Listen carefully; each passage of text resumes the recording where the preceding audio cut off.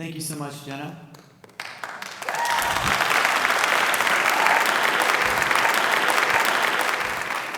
So, this is light painting. What you just saw was created with a plastic tube, wax paper, and a flashlight. Light painting is a form of long exposure photography. And coincidentally, the term photography stems from the Greek roots photos, which means light, and graphe, which means a representation by means of lines or drawing.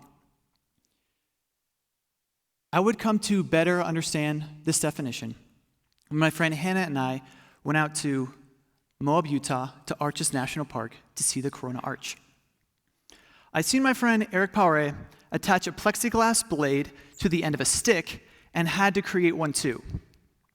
And then, while rotating the stick in sequentially bigger and bigger circles, created this image.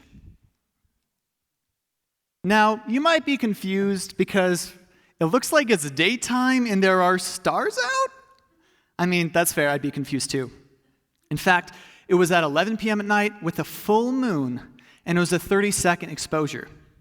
Now, what I mean by this is, normally when you take a picture with your cell phone, you click the button, you have your picture.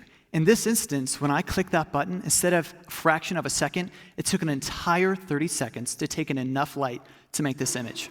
We had created a wormhole to the universe with simple tools that anyone can use.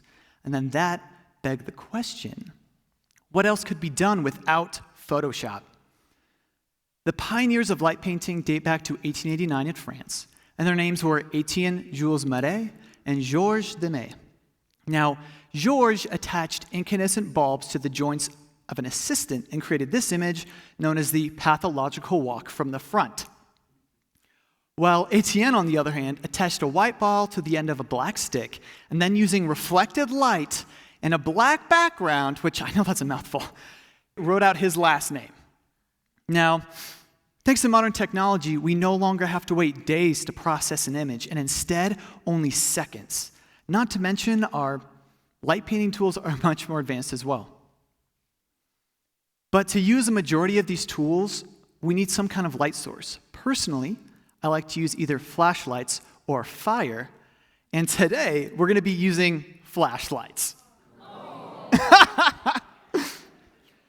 So, the first tool you've already seen.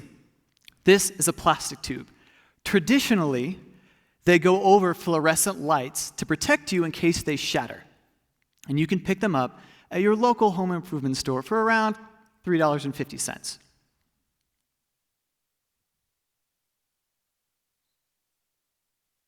Next up, we have sparklers, which make a great addition to tubes when you put them on the end to create an image like this. But you can also use them to write out your name or to do shapes or anything else that you can really think of. After that, we have the plexiglass blades like you saw just a moment ago, which are not only great for making circles, but you can make some gorgeous wings. Or you can make orbs or really anything else that you could do with a sparkler, but you can actually turn these off.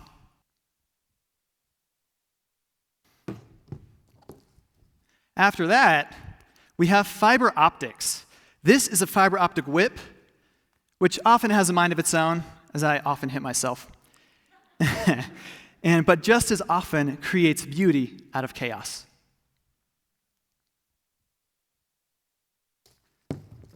Now we're getting to stuff that you guys really want, fire, okay? Now, normally when I use this, I learned this technique from Zach Allen, and you just take a wooden dowel with a cotton t-shirt stapled to it. You put some lighter fluid on it, and then you let that sucker burn, and you'll get something like this. Along those same lines, we have steel wool. Yes, the kind that you clean with.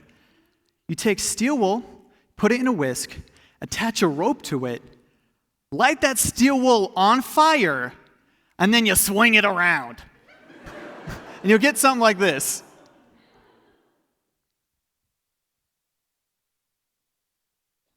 And last, but certainly not least, we have an iridescent makeup bag with a flashlight in it. You swing it around, make some swooshing noises, and you'll get something like this. The possibilities of light painting are endless with your imagination. I started photography a few years ago and wanted to focus mainly on stage performers and those that dealt with fire. And like any good millennial, if I wanted to learn a new skill, I jumped on the Google. And in doing my research, I stumbled across the work of Eric Pauret and instantly became obsessed. It was all I thought about. It was all I talked about. It's why I have no friends. Fast forward a year later, with new perspectives, not only with ideas, but also with cameras. We're used to seeing everything from eye level, but not from a bird's eye view. So I took a camera drone and I flew it into the sky above my friend Hannah and I.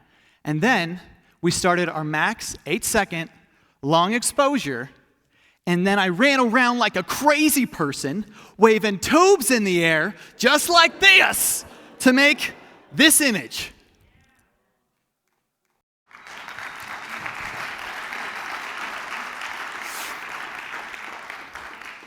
So now that we had the concept of drones, I was like, okay, how else can we push this? I'd seen the work of Phil Fisher, where he had created simple geometric shapes in the sky with a drone that had a light attached to it, and I ran with it. But in order to meet certain deadlines, I didn't have time to learn how to do this manually. So what did I do? I jumped on the Google again, and I discovered a way to combine a phone app and Google Earth to fly the drone for me autonomously. And this was one of my first images. Currently, I'm focused on combining stop motion and drone light painting. Of course, I'm always inspired by Eric Pauret, who had done this with tubes and had to apply it with drones. So in the video you're about to see, I had the drone fly a cube in the air, and then for every subsequent frame, I rotated that cube by a certain number of degrees.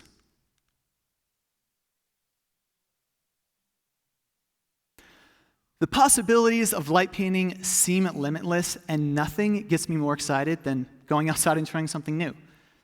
And you can do this too. With a plastic tube, wax paper, a camera, a tripod, and a flashlight.